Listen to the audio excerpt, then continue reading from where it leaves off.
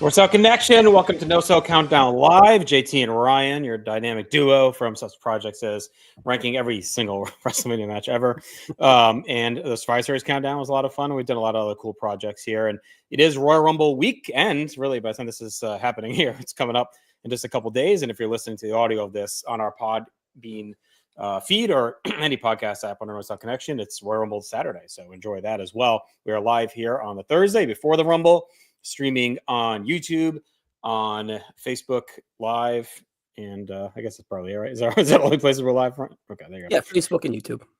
If you are watching with us live on YouTube, you can comment, and we will be showing them. We already have one here from our buddy Jason Sherman. Says hopes to see the Rockers Orient Express match on this list. We'll see. So we'll be similar to like we did in Survivor Series. For those that joined along with us, we have 25 moments that Ryan and I have curated. And we're going to spend our time here tonight as a team going through these 25 and stack ranking them as we go. So we'll start at the top of the list, we'll move our way down, and we'll kind of each one we're going to judge higher or lower, and then we'll get to our final list. Again, if you have a comment, let us know. And if we need a tie broken along the way too, we'll be asking you for help on that too if you're watching live. Again, this will be simulcast Saturday on our audio feed, so just subscribe, Place of Nation. I'm sorry, jeez, that was autopilot right there. North South Connection on any podcast application and here on YouTube. Subscribe, tell your friends. Horrible WrestleMania season is upon us. All right, Ryan. We got another request. Ryan Everett wants to Mr. Perfect gum swat in 2002, or we're going to riot here, he says. Get the thick pitchforks. So we'll see. All right, we're going to get to our first one here. All right, Justin, what do we got here first? Oh, I guess we should say, I guess we're going to keep our criteria from Survivor Series where we kind of based it on almost everything, but really it's the moment, right? More than like matches. Yeah. What does the moment mean in the moment? What did it mean historically for the show? Is it synonymous with the Royal Rumble? Is it something you think of when you think of Royal Rumble? And that pretty much what is that when we mention the thing, that image in your head that pops up, like how does that everlasting in your head? Of course, we have moments within matches within the Rumble. We have undercard matches. We have main event matches. We have main event angles, right? So it's just a bunch of mixed stuff. But overall, how does that picture in your head look when we say blank, right? So, and I think, we ended up kind of leaning more toward like in the moment importance when we did Survivor Series. I think we had there were more debuts there than we don't really have those here. So there was some of that back and forth discussion was around like, what is the long-term significance of that moment versus the moment? So I think a lot of these are more in the moment. We have a lot of launching points here, right? Yeah. Where we had a lot of debuts at the Survivor Series. So we'll play it out as we go. So let's get to the first one. We're going to go to 1994. As you see the posters back here somewhere behind me is Providence, Rhode Island, and it is Bret Hart and Lex Luger tumbling over the top rope at the same time and being declared co-winners. The only time in Royal Rumble history we've had co-winners. Been teased at least one other time, but I think this is a pretty synonymous, moments in Royal Rumble history. When you think of the only tie, you think of the crowd. They tried to play it off like as a split crowd. It was obviously more toward Bret. They timed the bump fantastically. Like you can kind of see Luger's foot hit maybe a hair before Bret, but it's close. I can tell you, I was there live. Like, weren't happy with the ending in the moment. It's like it's confusing, right? Are they really going with a tie? Like it seemed so weird. But I think they did a good job. Old school hockey tie. It's like, what is this, right? Yeah, we're leaving after this. But it did parlay into a pretty good Mania setup with the way they did it, at least. So I see what they were doing. And everyone was excited that Bret was in the match because it looked like he was not going to be in the match after what happened earlier. So, perhaps they were on the fence on which guy to go with. So this was kind of the perfect scenario to figure out where they were going and where the cards would lay. But I don't think it hurt either guy. It probably helped both guys. Yep. I would say. But it's interesting. No, see, I think it hurt Luger because like I think Luger was kind of the guy, was the plan, right? He loses SummerSlam, he fights his way back, wins a Rumble, wins a Mania. I think this actually fucked him a bit because they gave the chance for the crowd to voice like support for Bret over him. Whereas if he just would have won, I think he would have got a pretty good reaction and that would have been it. So historically he's coming off the weird SummerSlam. Now he has a Royal Rumble win. Now he's in the record books. So yeah, I guess they projected it to help him, but it really kind of did backfire, like you said, in a way. But I can see setting the table. It's like, let's see where the cards lay, and the cards laid with Bret. Yeah. And I think this one's going to end up like, it feels like 15 to 20 range maybe, because it's real memorable. I don't think it means much long term, but again, it's one of those synonymous things. Like you just, and I think for the Rumble, more than Mania is probably the only other one to me next to the Rumble that they show these moments over and over and over and over again, because the Rumble has always been conducive to like video packages because they explain the concept every year. And so that's going to weigh a little bit into my factoring on this, is like, how many times does the company promote these moments in their own canon? And this is one you see all the time, just all the No time. doubt. So it feels like it'll be like middle of the pack for me. But Yeah, I'm curious how it lays versus the other two big moments, one from the Royal Rumble match and the other one involving Bret Hart from this pay-per-view. 94 has the most moments on our 25 list, so it's interesting. This is definitely a like teeter-totter line here. We'll see where people lay next to it, right? Yep. And again, thanks. We got a bunch of people watching live. So again, if you want to weigh in with comments, we'll throw them up on the screen and factor them in as we go if needed. So let's get to our next match here. It is from next moment, I should say, from 1990, Ultimate Warrior, Hulk Hogan. It's kind of their big showdown and really the big tease for what will be the Ultimate Challenge. The other poster by me. The Ultimate Challenge at WrestleMania 6. WrestleMania 6 coming up on Chronoso, which is a podcast we have every 2 to 3 weeks or so with all the different voices from North South Connection coming, joining forces, picking matches and segments each, and Ryan mashes them all together. So I did have the privilege of, as you'll see, like handling that Ultimate Challenge main event with Steve Bennett coming up next weekend. So check that out. And we did talk about this moment in the Rumble, which is a big one. Like, I love that they let them touch, but they didn't go overboard with it. So we didn't have the whole build be where they don't great appetizer connect at all. It's just enough where it's like, wow, this is going to be like a real fucking war when these guys go at it. And it was really the introduction to it as well. So. Yeah. They didn't cross paths too much. Before that, riddle me this, says Hogan Warrior is definitely a top 5 for him. We'll see if it plays out that way. It's definitely probably the earliest iconic Rumble moment. And it is one, again, that they show a million times everywhere.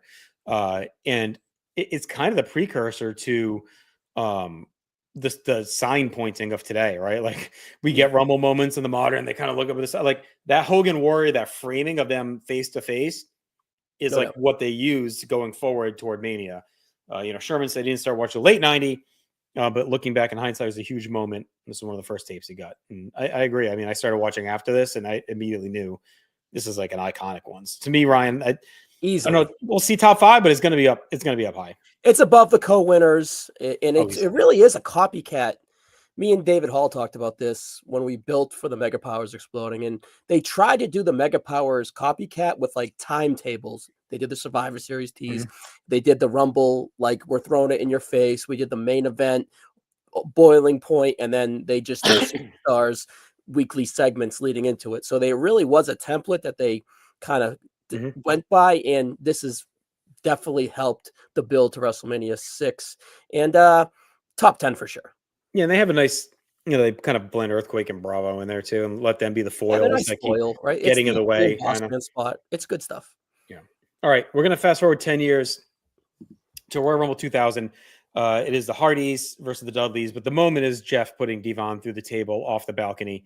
We'll be pretty forthright on this. Like, this was on the cut line for us a few times as we were trying to figure out these moments. But to me, what really makes it stand out is it's kind of really the official salvo of the rebirth of the tag division. It's the second golden era of tag team wrestling in the company.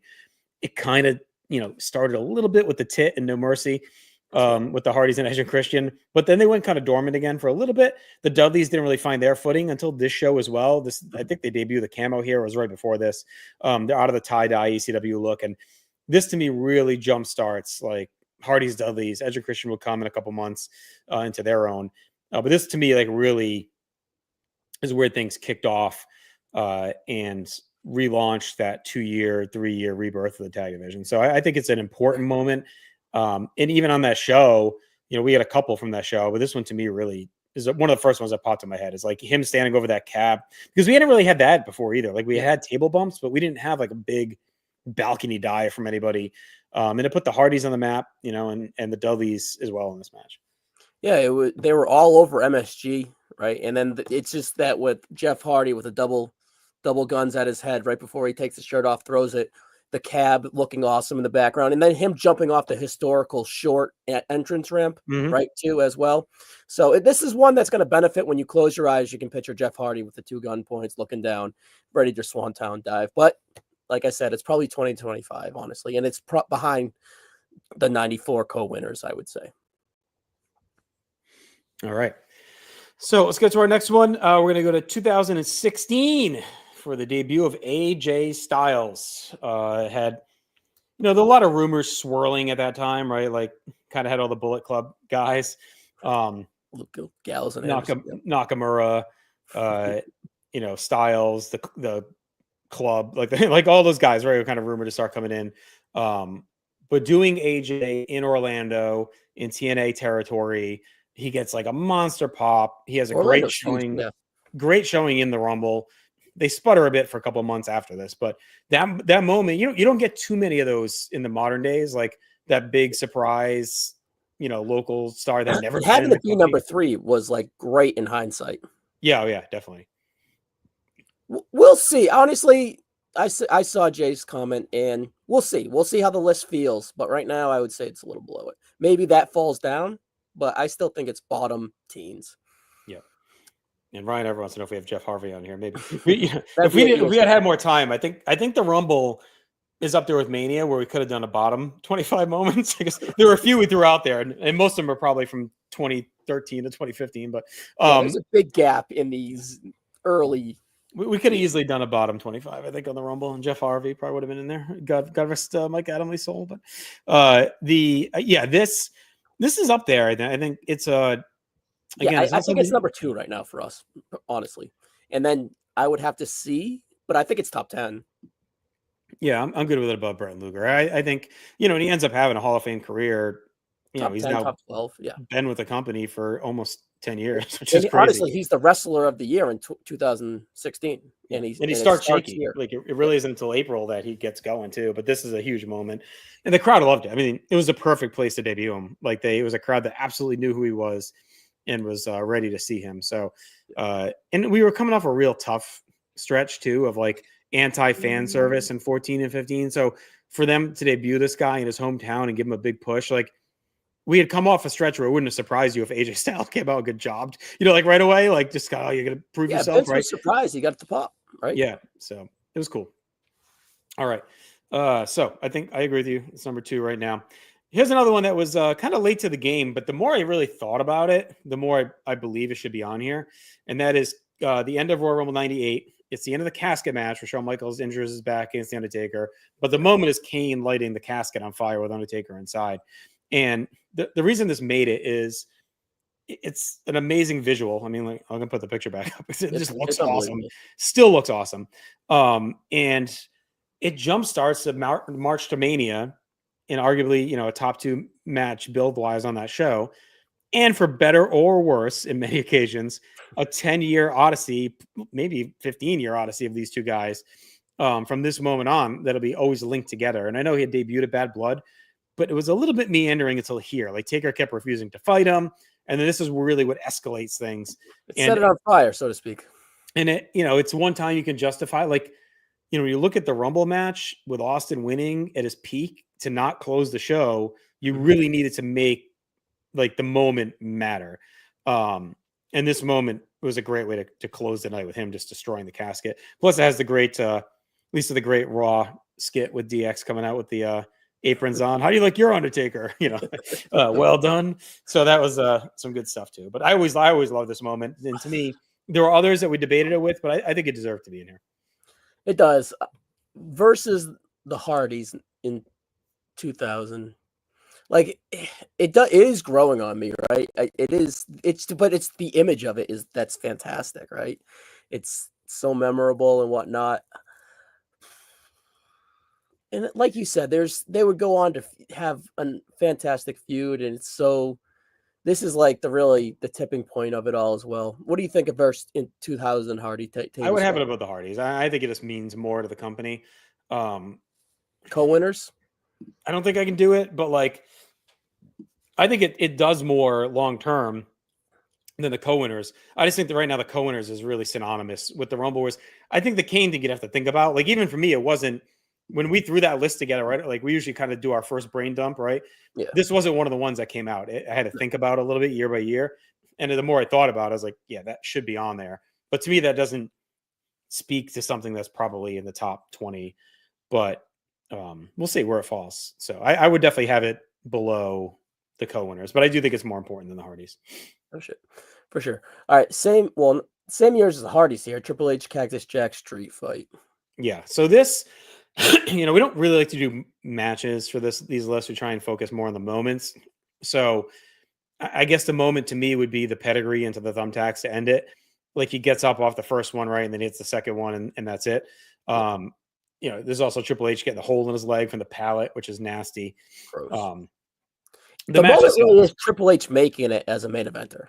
Yeah, right. That's another great aspect too. That's another big moment is him being solidified, because you didn't know at this point. Like the biggest he had done was that ladder match with The Rock at SummerSlam '98. To me, this was really where he takes off, and he has arguably his best year of his career in 2000, right? So I think that's. Yeah, I would say that's. I think Riddle's comment here is you can throw it up if you want. Will weigh a lot of our decision here. Triple H, Jack, Cena, Umaga are easily the best 2 title matches in Rumble history. And honestly, I prefer this match over Umaga Cena, which is fantastic. Yeah, me too. I think this means more. Yeah. And with the Triple H announcement for the Hall of Fame, this is actually kind of topical because this is the kickoff to his best year ever. And it also sets up Foley's retirement a month later. Like this kind of puts you on the path there. You also can factor in like the build. It was awesome. Like when he unveils himself as Cactus Jack on SmackDown. Yeah. And then I was at the Go Home SmackDown. He comes out at the end of the show and beats up Triple H again. So I think that, I mean, Riddle's right. So Cena Umaga, I did debate that too, being on here, just like the image of Cena choking him with the turnbuckle and the rope. It's Cena's first like work rate banger as champion. Yeah, it's funny similarities to Triple H, right? Yeah. Like this is kind of his first, great match. He had some really good stuff mixed in, but this is really his first iconic match in a year filled with like top stuff for him. So it's a 5-star match. It's a great moment. It's just hard to weigh the match versus the moment. But like when you close your eyes, what do you see? You close your eyes, you just see, well, we have a star born, right? Like, whatever. Or like I said, that pedigree to the thumbtack. You don't have the image, but you have the brutality at the end of it and the result. So I picture Cactus getting up out of that first pedigree and Triple H looking like he saw a fucking ghost, and then just hits him with another one and finishes him. You also get the callback to the year before with the handcuffs and Rock saving him. It's a little hard to follow because of where they are in the aisle, but like this is a better match than the Rock match. The Rock match has better moments.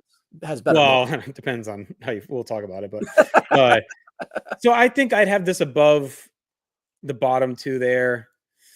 Yeah, we're gonna weigh it in the mid-teens, I think. Yeah, put it below Bret and Luger for now, but I have a feeling I could finish above that. If anyone in the comments wants to let us know if they would have that above or below Bret Luger, let us know. All right. Let's go to 20 years after that. And this is Edge's return after 9 years of being on the shelf. This was his second return, surprise return in a Rumble. We kind of had both originally. Then we debated which was more impactful. 2010 got the cut board. Yeah, and this one felt like the bigger surprise. It had been a long time. No one ever thought he'd get cleared and come back.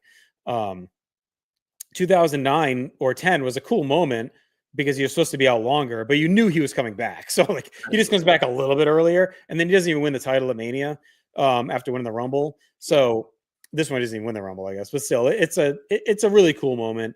And it's kind of like, there's another 6 weeks or so of pre-COVID wrestling, but like this 2020 Rumble is kind of the final, to me, show with like all the big moments before we went to the empty arena shit. It's a great pay-per-view. Yeah, there's a lot in there. So like this really is like a memorable piece of it. We get another thing coming from that show, but it's kind of one of the final big things before everything shuts down. So this is when I feel we're going to be a little pushy on. Well, I'm going to be pushy on. I'm really high on it, and I feel that you're going to be like, it doesn't really mean that much to me, right? So this is one where we're probably going to have to lean on the chat. I would have it around AJ Styles, right, as of right now.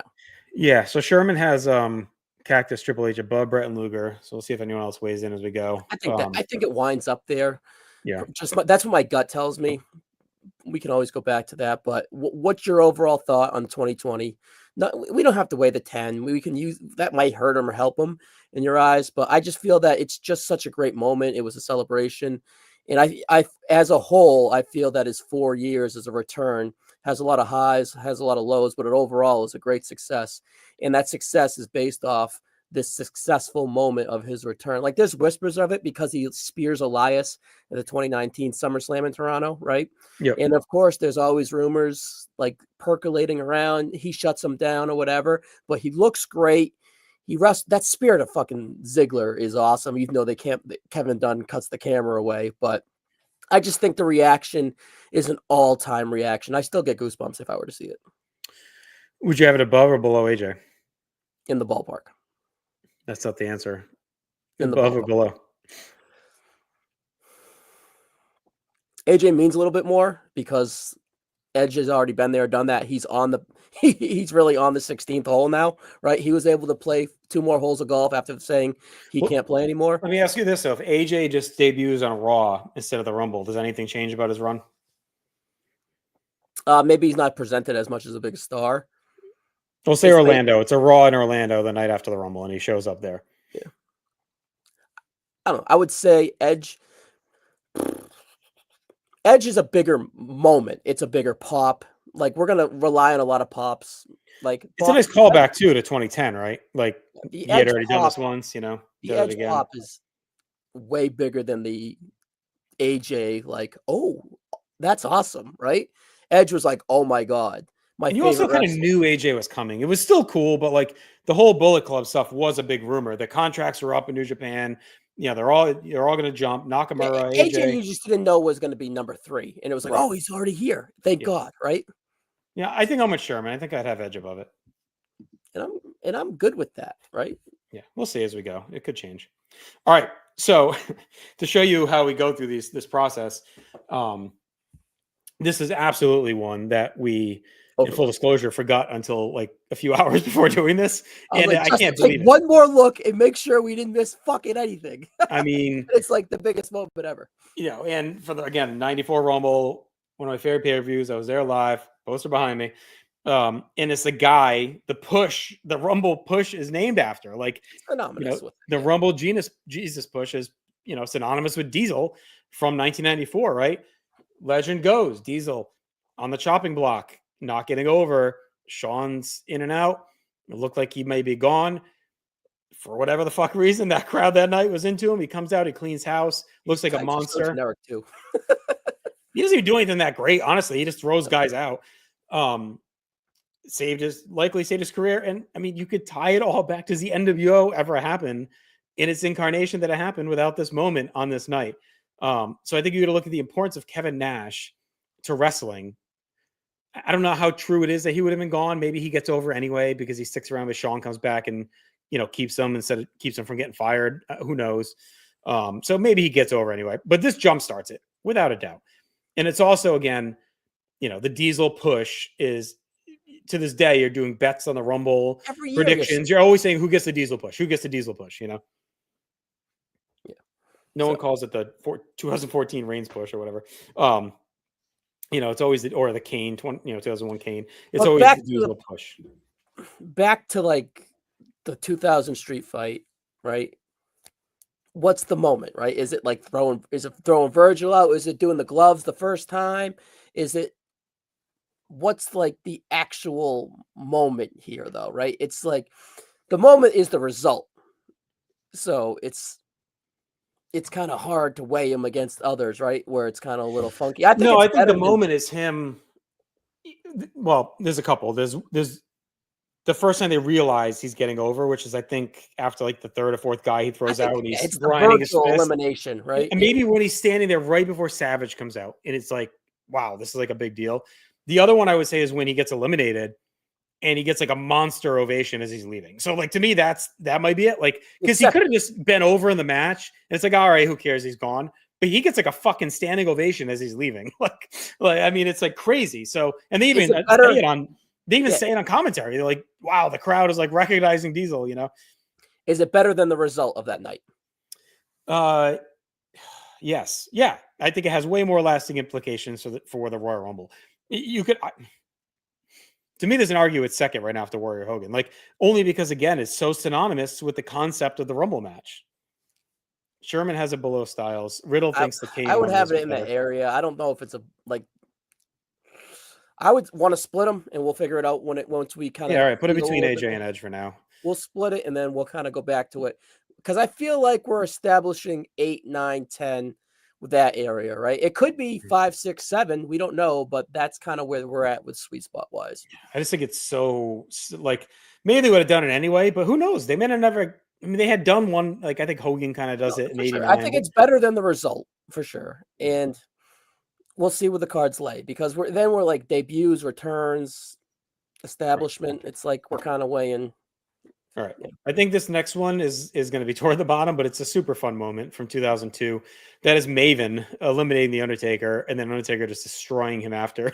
Oh man, the popcorn is fantastic. I mean, just Maven, you can see her. Maven's reaction is phenomenal, and then Undertaker just fucking wrecks shop. And Taker had just turned heel in December and kind of rediscovered his mean streak, and this is a big part of like reestablishing him as like kind of like a destructive force. You know, he beats RVD for the hardcore title in Vengeance. And then this kind of like is like, wow, okay, this guy's not a guy to mess with again. And it sets him up to go to the Flair feud and then into the world title. So he probably gets there without it, but it's a super shocking moment. It's something they don't always do, but the Rumble is such a good forum for this type of stuff, but they just don't do it enough. To have the shock elimination.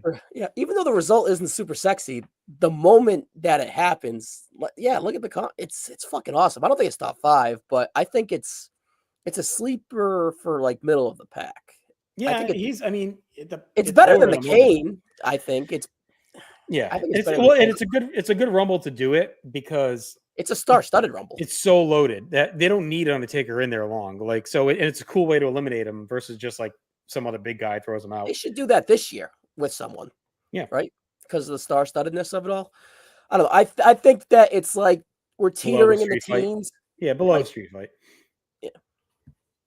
I think it's probably above the casket. I mean, again, it doesn't trigger anything, but it is like in the moment, it's like the pop. Close your eyes, that popcorn. Close your eyes to realize it. Like when they pan on him when he gets eliminated with the drop kick, and then the realization that I have to fucking kill this motherfucker is just awesome. Yeah, and it was so unexpected. It's ridiculously unexpected. All right, we're gonna go to our most modern one entrant on this list. That is 2023.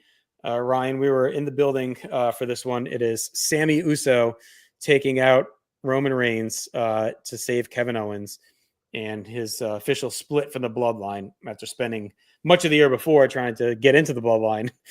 He stands up for his buddy. This sets up the big match at Montreal, and then sets up him and Owens winning the tag belts at Mania. And to this day, it's still part of it. Yeah, he's still part of the story. So this one, I know you're going to have it high, but I'm with you. It was really cool in the moment. And that match, there's a Rumble tradition of like, sometimes the main event, and this closed the night, right? Yes. Yeah. So sometimes, like, I'm a believer that the Rumble should always close. And this, as am I. Yeah, there's spots throughout history where they didn't, and the casket too, right? The casket, right? And it's because there's other moment we didn't have on here is like 06. They put that awful Angle Henry match last, so Taker could come back and tip the ring over. So it's times it backfires. This is one I think was important enough to close the night. So you kind of knew something big was going to happen when they had it last. Either KO was winning or Sami was turning, which is the more obvious one, especially with Montreal the next month. So it's top 5. I think it's top 5 or 10. You want to leave it under Warrior Hogan Showdown, but I'd put it right above Edge. Yeah. So Riddle, says, it's awesome, even though Sami gets destroyed after, which is a great beatdown. And Sherman, says top 5 for him. Just watched it yesterday, prepping for this. So, I think it's higher than Edge. Like it's part of the biggest storyline they've had in the last, 20 years. And like we said at the start, we're still seeing breadcrumbs from that night, right? Yeah. Oh yeah. I mean, you're still having. Jey Uso too. Jey Uso would go away, and we still see his rise coming off of the reaction of that as well. You just talked about it in the preview for Owens and Cody. Like, is Sami going to side with KO? Is he going to cause? It's the same thing that they're, still working off of. No doubt. So there's a lot of layers in there. All right, so that's gonna be high. This one's one of our favorites. Had to be on here in my mind. 1992, Roddy Good Piper. little match too. Yeah, it's fun. He wins the IC title from the Mountie. Talk about iconic pops. Like, it's one of the loudest fucking reactions, I think, in Royal Rumble history. It's Piper's first singles title in WWF, which is cool. Yeah. And it's a match that wasn't even supposed to happen. This was supposed to be Brett versus the Mountie. Brett's got the fever / contract issue. They hold him out, and they go ahead and put Piper in the spot and beats him with a sleeper. The crowd is insane. And it sets up a cool point for later where Piper can go for the double title in the Rumble since the world title's on the line. It played into the Rumble too, Bobby, all night. Will he be a double champ? Yeah, so it's a big piece of it. And again, that pop is just all time moment for a beloved guy. Moment. It's a it's a golden watch moment as well. Like, Roddy's deserved that moment, but where are we at? We're in the 20s somewhere, probably, right? Yeah, it doesn't mean a ton. I mean, it does set up Piper Brett, which is an all-time, Mania IC match. I think I'd have it above Maven right now. I mean, if we're judging Maven by the pop, I don't know. I think the Piper pop is better. I don't think it's bigger, and he's a beloved icon winning his first singles title. Oh yeah, have you watched it recently? Have you watched the Maven pop recently? The Piper one's insane. It's Roddy Piper winning his first singles title. For now, we'll get back to it. We'll get back to it. You put it below. Look at this son of a bitch. We're gonna have to, all right. Here's what I do think is in the bottom. But it's a cool moment, right? It's the three faces of Foley. It's cool. In 98, I actually remember the time being kind of annoyed by it because, like, you look forward to those blank spots for surprises or returns. And when you realize that they're using Foley all three times, it's kind of like, it felt like kind of a waste. And in the moment as well, I thought, like, Dude Love is the last of the three. Like, Cactus is out early, then Mankind. He would be Austin's first opponent. Well, I'm saying in the moment, you didn't know that, right? So you're thinking, why the fuck is Dude Love? A few months later, you say, okay, they had plans for Dude probably, so that's why they established him as a threat. But again, this is more of like a note, like a cool note. And it was like, okay, Foley gets all three faces. Because a lot of the back end of 97 is built around Foley's, the three faces of Foley when you look at that storyline. And Chad and I are kind of getting there now on Wrestling Warzone, where we're starting to do those sit downs with JR. And we're about to see Dude Love. We'll see Cactus later in the summer. So this is kind of that from King of the Ring 97 till Rumble 98 is really the heavy focus of the three faces of Foley's story. So it was fitting for them to pay it off. Sherman has a Maven above Piper, but the Foley thing is in the 20s for sure. I do agree with that, but this one benefits from the video package that you mentioned about earlier, right? And if you close your eyes, you can see all three guys, and especially Dude Love. So it definitely deserves to be on the list. It deserves some love, but it's in the 20s. Hardy's versus that. What do you think? Hardy's above it. I just think it's a cool and moment. I'm fine with that. If this is 23, 24, 25, it is what it is. Probably 25. You also get the Cactus and Funk, which is cool to start the Rumble. I mean, that's like a part of it. So that's neat as the 1-2. All right. Next up, we're going to go back to 2020, right before COVID, like we talked about, and that is Drew McIntyre eliminating Brock Lesnar to win the Rumble. Brock was on a tear in that Rumble. The whole thing was about how he's just going to destroy the field and he's going to win the match and go to Mania. And then Drew wipes him out. And the pop for him is big. It's finally gets like a big crowning moment. It just sucks so bad that his Mania win is just in front of nobody because it's so early in the pandemic. You don't even get the stupid Thunderdome screens. Like, you get nothing for that moment. It's just standing in an empty building.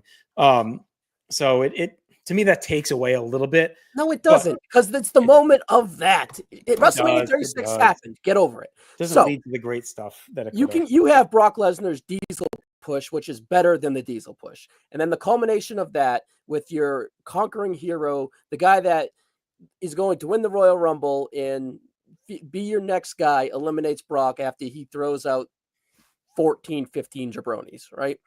And then Drew McIntyre not only has that awesome moment, goes on to win it in a pretty decently, like, it's a transition period, but there's some decent stars in this Royal Rumble as well. Edge just returns, Roman, of course. So I have this super high just because WrestleMania 36 happened. What do you want to have it, 24? No, I think it's higher than that. Edge returning versus this Claymore kick. Dude, the Claymore kick is I'm starting to lose interest in Sherman's comments here. It keeps going against me. I would I know overdoing the Diesel run, but I think it's when you talk Royal Rumble and you talk like the intrinsic factors of the Rumble. Again, when you do predictions, you do them picks and all that stuff. Like you're always just saying who's going to get the Diesel push, who's going to get, the Jesus push, right? Like that's when you do your picks, when we do picks or like whatever it is, it's winner, runner up, number 1, number 2, and the Diesel push. And like, the Iron Man. Yeah. It's synonymous with the Rumble. Like it's just, that is the Rumble. It's like, yeah, but on paper, and it starts. This is a better version of that, even though that's the establishment. Yeah, but no one says who's going to get the Brock push or who's I going know, to get but I understand that that's the establishment. This is a better presentation of it, and the Diesel elimination. This is a way cooler elimination than Diesel's. I have that this high, and the result of Drew winning as well. I'm fine with it being up there. It's a moment and a result. I'm debating that versus Diesel. That's all. I'll put it under it. I think it's. Is it bigger than it's? I'll put it here for now. We'll figure it out. Yeah, I think Edge needs to come down and this goes up. You don't think this is bigger than Edge in that same Rumble? I don't know. We'll see when we get there. Edge, they're both pretty awesome moments. I know, but again, I think if you're selling that the Mania thing doesn't matter, then to me, Drew being crowned off of this is probably a bigger deal than Edge coming back and losing the match. I think, but at the end of it, if you say 2020 Rumble, I think the Edge return is the first thing you say out loud. You don't think it's Drew standing tall? I think it's Edge returns, Drew wins, Brock's run, and all three are fantastic. This is also fantastic. 1989. It's really the trigger point, putting the Mega Powers on the brink, right? It's like on the brinks. Like Survivor Series is kind of like, all right, like there's a little something. And then here, you get Hogan dumping Savage, and then Savage comes in, they're arguing, and then that leads to, Twin Towers end up taking Hogan out. Subsection angle within the Royal Rumble. Yeah, it's really the first one that they do. It's like the first, they kind of do one earlier in the night, but this is really the first big one that matters.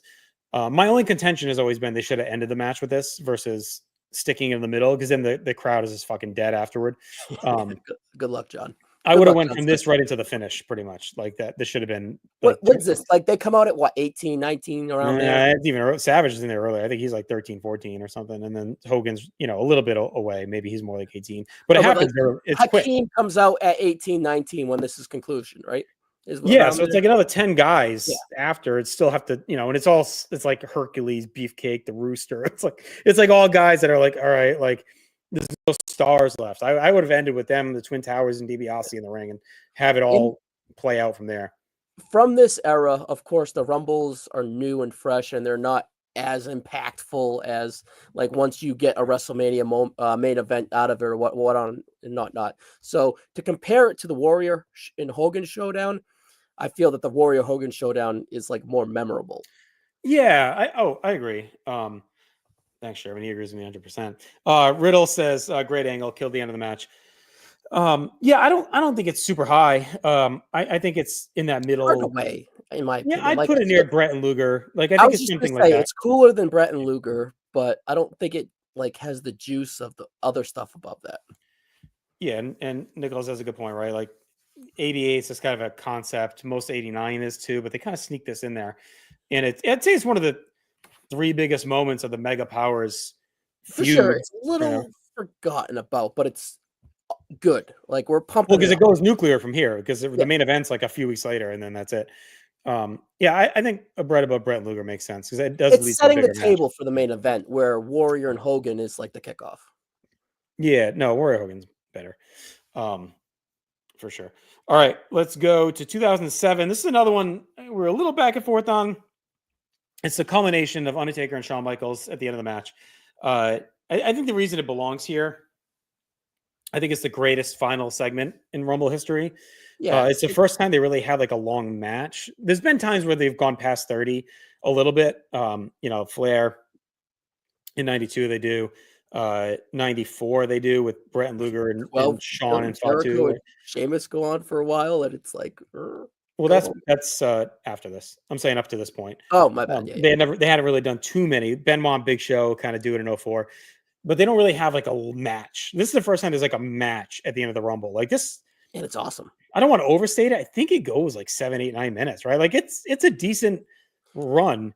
There's so many false finishes of eliminations, right? And it's two guys that hadn't really crossed paths since 1998, since the fire. Like they've kind of stayed out of each other's hair. And it burns another year, right? And they repay it off in the 08 Rumble where they're the first two guys out. Yep.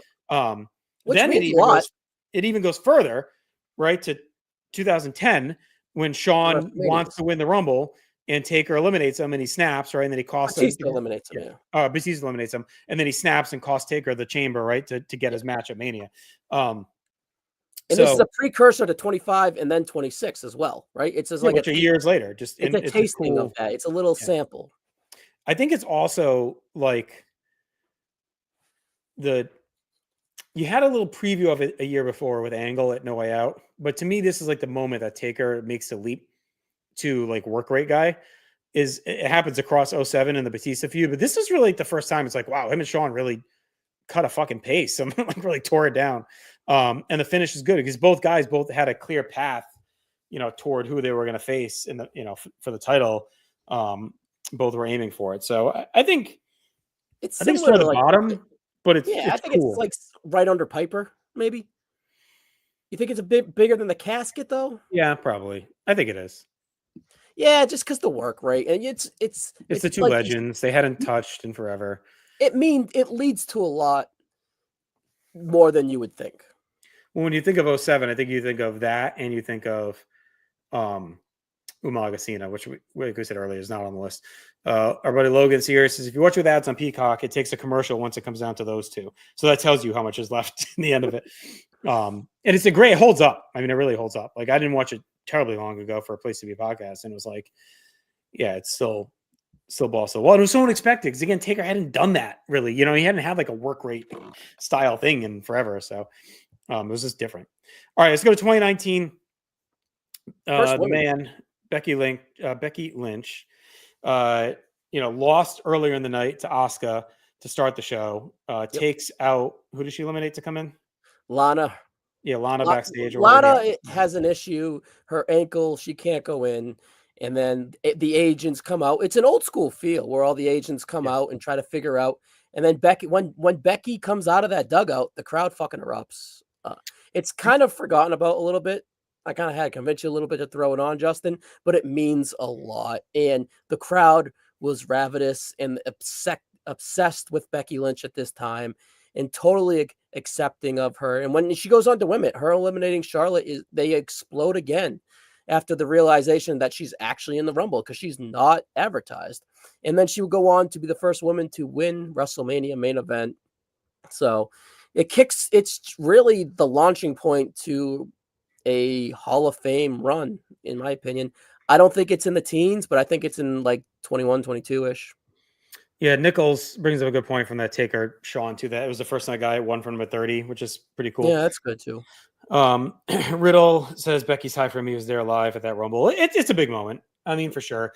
I think that Rumble match is a little lacking, and the Asuka match is disappointing too. I watched it. Oh no, I think it was pretty good. I think the one after was disappointing. I feel like this one I was a little down on too, because the finish is a little bit out of nowhere. I believe, as well. Again, I'm not trying to knock it. Like it was fine. Let me look right now what I had it at.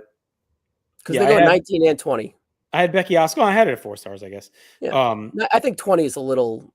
Yeah. I had the women's match at 3. Do you think it not closing the show makes a difference? Like, do you think it'd be cooler if they ended the show with it?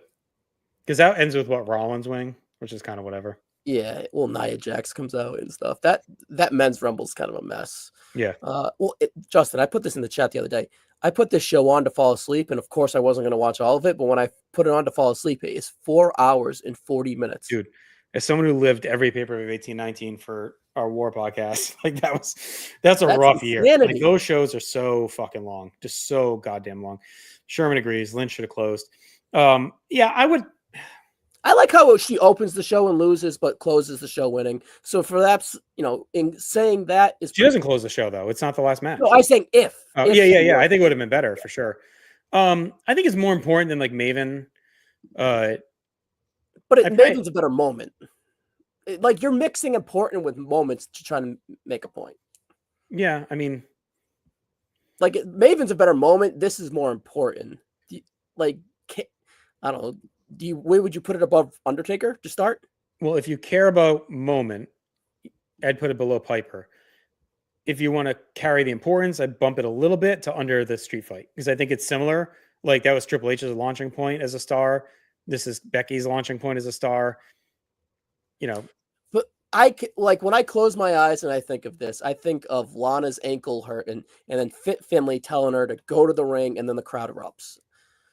Yeah. When I think of Undertaker's elimination, I feel like it's a bigger moment when I close my eyes and think about it. And then, but it's the result of Becky winning in WrestleMania. Like, I don't even know if Undertaker and Maven have a Sunday Night Heat match, right? Like, I think they do have a little stuff on Raw, but. Well, don't they do it like in the next Rumble too? Doesn't Undertaker murders, like Maven tries to eliminate him and Undertaker destroys him? Was that the next year too? I think they pay it off like in the next Rumble. I'm not sure. I don't remember. I think he kicks the shit out of Raw too or something, maybe, or SmackDown. So yeah. Someone wants to jump in, let us know if we're wrong on that. But I don't know. I maybe I'm just not as high on the Maven thing like as you and some of the guys in the chat. But Riddle says Maven beat Taker on SmackDown for the hardcore title. That's right, because he's a hardcore champ. What a fucking pull, mate. What like that? What are we doing? We're pulling that out, Steve Riddle? Look at this. Where's the Riddler? Everybody's gonna pull out his hat. That's fine. We could put it in like. Well, but for me, I'd have Piper above Maven too. Like, but I don't think we'll split it. Because that's the last thing I want. I think Piper should be above both. Out of all three, the Maven thing is if you ask a guy in the street that he'll remember that before both of them. Piper. Yeah. I just think you're a little too high on the Piper thing. Sherman confirms they do it again in 03. I thought so. Maven, I think, goes to drop kick him and he fails, and then Taker throws him out. Yeah, Taker's like number 32, right? So it's kind of forgotten about. All right. We're going to assess all this as we go through it, but I think we're all, and our tiers are pretty close right now. All right, 95, Justin. These nuts. All right, 95. We're going to the end of the match, end of the night. The 1 foot. We talked about this a little bit before we went on air. I think this is a sneaky high one. I love this match. Not this match, this moment. The show sucks. The match sucks. The build to Mania sucks. And the Mania match is mid. But Shawn going bell to bell, even though it's only 60 seconds. 35 minutes. Him and Bulldog going bell to bell together. And they, as far as dusty finishes go, this was really well executed. Like, Bulldog knocks him out, and it looks like he's out. The angle they do is like really well done. It's not there Brett Luger as far as like the way they shoot it, because you just kind of see Shawn bobbing in the background, but the Bulldog's music hits, and I remember as a kid sitting there. I was so pissed as a kid. I was fucking heated. I wasn't even pissed. I was trying to do the math in my head. I'm like, who the fuck is Bulldog gonna fight? Bulldog Diesel at Mania? Like, and that's where my head went. Like, we get that a little bit later in the year, and it's brutal. Yeah, I was trying to rationalize it all. Sherman, says the Rumble's awful, but we don't disagree with that in any way. But the moment, and again, it's like so memorable. It starts every video package of the Rumble. And Vince with the 1 foot, all the angles, him bouncing on the foot, and then he goes up with Pam Anderson. Shawn Michaels in a way too. And it also, like the Diesel push, sets the trope that both feet have to hit the floor. Before this, they never said that. Maybe they did, but it was like in passing, you know what I mean? But they never said like they never We'll emphasized the get to fact that, Steve. that, they never emphasized that 2 feet have to hit the floor. So this led to everything after it with the hopping on the foot, the land, like that Kofi bullshit. Yeah. it became a thing, right? And they would always harken back to Shawn with the 1 foot. It's an incredible like athletic thing too. Is Like it one, Justin? Right? Is it R1 right now? Am I crazy? We can adjust. I think it's top 10, but is it R1 right now? I think it's Hogan Warrior is so iconic.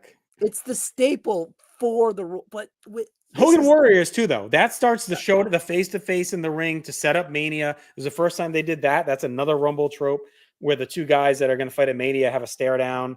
Like I said, it's kind of precursor to pointing to the sign. We'll save it when we get there. I'll leave it at 2. I think it's above 6. It's up there. I think it could be top 5 by the end. I mean, it's like a sneaky. It's not one you would have thought off the top of your head as like a big contender, but it's the one you think of when you start consolidating this list, and then when you kind of digest the list, you're like, this is pretty fucking good. Yeah, I mean, and like I said, it's impressive athletically. Like, the margin of error on the flip over the top is high. Like he could have easily slipped and that's it. Like, I don't know what their backup plan was, right? So it would have been the Allied Power, Shawn Michaels and Lex Luger versus fucking 8-Ball and Skull, the Blue Brothers. Yeah. Or I'm guessing they probably find their way into a title match on Raw. Yeah. Maybe they repeat the year before and they were like, Shawn Michaels' feet did not hit, and they do some super composed bullshit. All right. Let's go a few years after that. This is one we were debating a little bit. Should it be here? But I think it should be. It's the ending, like right here. It's the whole theatrics of Vince McMahon winning. It's the Stooges. It's Shane. Even the vignettes leaving in the chicken and all that stuff. I know that doesn't matter, but all that culminates with them actually making Mr. McMahon winning. Sherman just references, like we said, the Shawn thing, the show over and over again. Yeah, I mean, look. Austin McMahon is top 2, if not number 1, feud in company history. And this is a major moment in it, right? It's like Vince on commentary the whole night gets dragged back in the ring for the end. The Rumble sucks. The stalls. But it's similar to Deadly Games. Deadly Games is better, but it's similar to where you have to almost dismiss the match and just follow the story. And it holds. You get Rock costing Austin. McMahon keeps his bounty. And then it sets up Valentine's Day Massacre to pass the title shot to Austin for Mania, which is another great match and moment.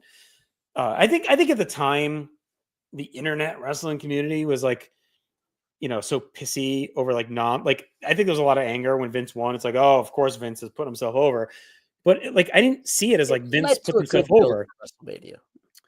Well, and he gets his shit kicked out of him at Valentine's Day Massacre to pay off the story. It's like a Big Show debuts. Yeah. He takes a shit kicking in that match, breaks his tailbone. So it's like, and he's also the best heel at the company at this time. So it's like your top heel wins the Rumble. Isn't crazy, Now, if he had gone to Mania to fight for the title, it would be another thing. But it's no chance. But it's a little.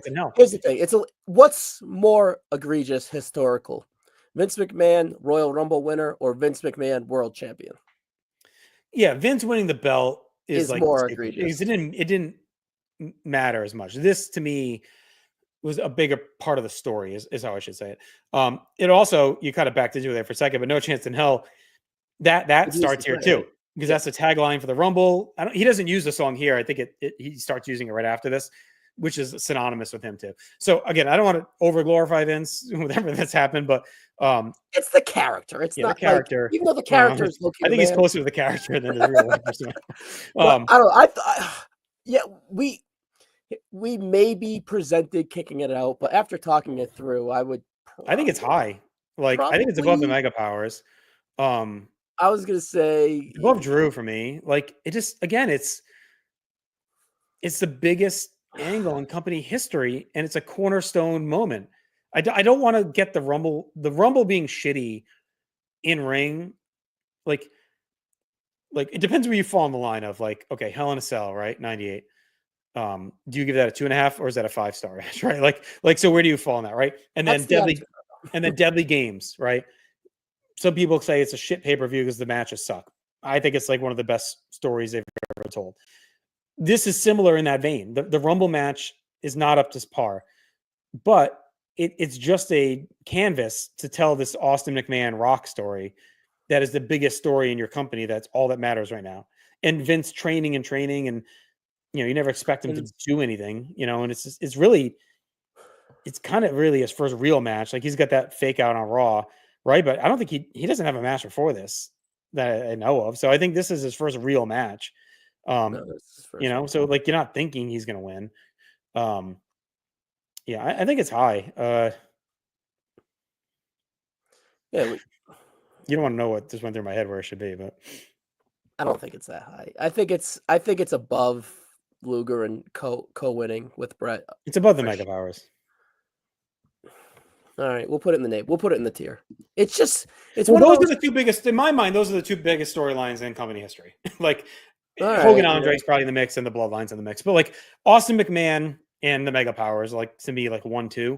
So it depends on what you think is more integral to the story here, which I do think it's Vince winning the Rumble. Like, I think Hogan Savage could have gotten to Mania without this, because it was really, based around Liz, a lot of it. So like, they could have done that anyway at the main event. In retrospect, I think we probably over pushed on our list Deadly Games, but it's weighing the story versus moments, right? But the headlines say the moment. So I don't know. But this moment is great too. Like, I don't think it's I don't think this is one where like you're overcompensating the importance. I think falling in Patterson's arm is fantastic. Right? Yeah, I think they're both high. I think the moment of like Rock coming out, McMahon throws him out, cashing the bounty, with Patterson and Briscoe getting held up. Yeah. Like, that moment is great. It's like, it's still hard. It's truly hard to weigh. As we go at the end, we'll hit it there. Yeah, I think it's moving up. More Vince. All right, more Vince, 2005. This one's probably more toward the bottom, but it has to be on here, right? It's him tearing his quads. And the headline needs to be the double quad tear. Yeah, it's because you could go with Cena Batista, which is also pretty memorable. It's a great moment too. Yeah, where they kind of tease the tie. This is a really good Rumble, by the way, too. Oh, it's a great Rumble. They tease the tie, and you think, whatever, they're gonna do whatever. And then Vince, when he comes down and gets in that ring and falls, is like, I remember just watching it on. Boom, boom. I kept watching a replay, and I remember sitting with Mark Claire and just like dying. Like, I could not stop laughing watching it. Like, after the show ended, we just kept rewinding on the DVR, or I don't know if we even had DVR. It was VHS that I was recording straight to, whatever it was. We just kept rewinding it and rewatching it. I was like, I could not fucking stop laughing. It was like absurd. It was just the theory of the absurd that he would tear both quads, get in the ring. So to compare it to something on this list, 2007 Undertaker Shawn final. This is a final, but this is like, this is a comedy moment. Like, it's not intended to be, right? I would have it above 3 Phases of Foley, and that's it right now. Because I don't think it means anything long term. Like, it doesn't mean anything. It's just a funny moment. To me, the Hardy's table spot like kicked off a whole. Well, are we including Batista and Cena? In my mind, we weren't. I thought it was just Vince tearing the quads, but everything else you want to make a point for, you want to include everything else outside of that to make a point, but you don't want to. You only want to include. But I don't think it means anything. So Batista Cena happens whether he tears the quads or not. Like, the quad tearing has nothing to do with the story. The story unfolds the same way whether he tears the quads or not. It doesn't matter. To me, it's the quad tearing is the funny part. They went over the top rope, and then he gets out of his chair for sitting down for 2 hours and tears both his quads. It's insanity. So it's comical. It's in the 20s. It's fine there. Yeah. All right, let's go back to 94 for the third and final installment. This is another one we kind of debated. Like, should it be tied with the Brett Luger tie? I disagreed. Let's weigh it versus that right away. What do you think's more important? All right. So just for those listening audio or not watching, it's Owen kicking Brett's leg from his leg. I don't think it plays. I don't think it should be combo with the tie, because the tie story is different than, like, Owen wrecking his leg has nothing to do with the tie, right? It almost keeps Brett out of the match, but it's nothing to do with the tie. That's why I didn't want to conflate them together. Being there live, it's also different matches, right? So being there live, this was the bigger moment for me in the moment. Like, the Quebecers match is awesome. You knew Owen was simmering, right? Because the build to this was really good, where Owen's pissed, he's ranting, Brett talks him down. He's like, we're going to wrestle as a team. I'm focusing on the tag titles with my brother. So they're really working toward that. And then Owen just snaps, kicks his leg. And I mean, I've said it on every podcast I talk about the show. One of my favorite all-time moments live is Bret. It was so chaotic. Bret on the stretcher in the aisle, looking up at Owen, just fucking screaming at him on the Titantron. All this years of rage pouring out of him, and just butchers the line, which makes it even more iconic, right? When I kicked your leg out of your leg.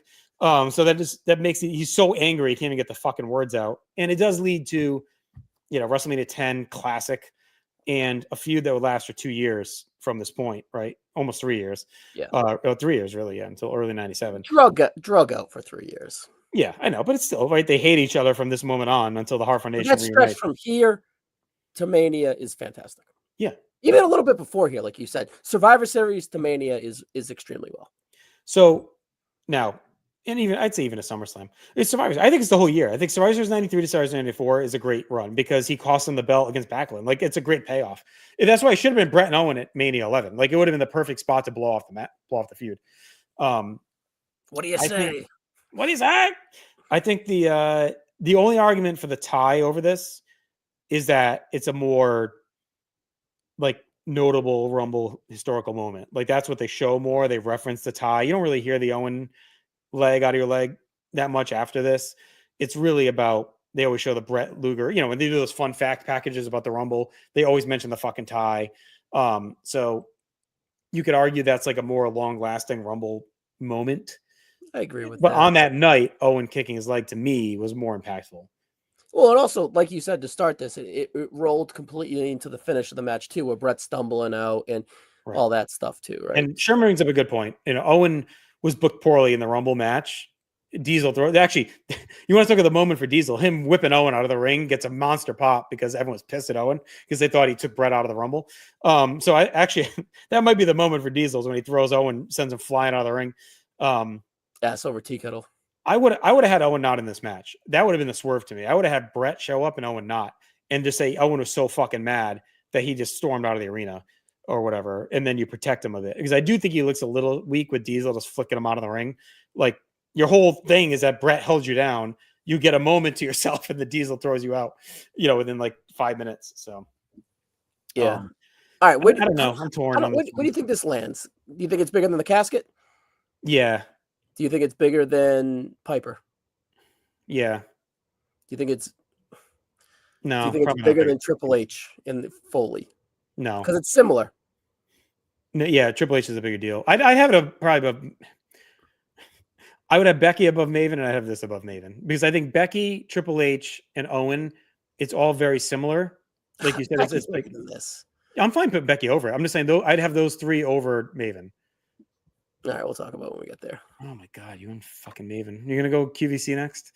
My argument is those three are the launching points for the like stars. Like, Triple H becomes the guy, Becky becomes the man, and Owen, doesn't get as big as those two, but he does become the top heel of '94 off of that moment. That springboards him. It's very similar to those other two. Speaking of Owen, I don't want to go on a sidebar. This has nothing to do with the Royal Rumble, but I'm going to say it. I've been meaning to say it to someone.